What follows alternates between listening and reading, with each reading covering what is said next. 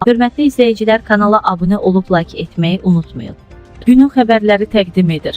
Azərbaycanda məktəblilərin biabırçı videoları yayıldı. Həbs edilənlər var. Azərbaycanda rayonların birində bir qrup yeniyetmənin çəkdiyi biabırçı xarakterli görüntülər yayılıb. Bakıpost az xəbər verir ki, görüntülərdə bir neçə oğlan və bir qız yer alıb.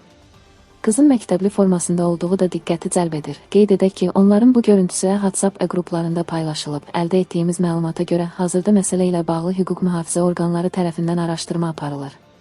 Artıq bir neçə nəfər cinayət məsuliyyətinə cəlb olunub.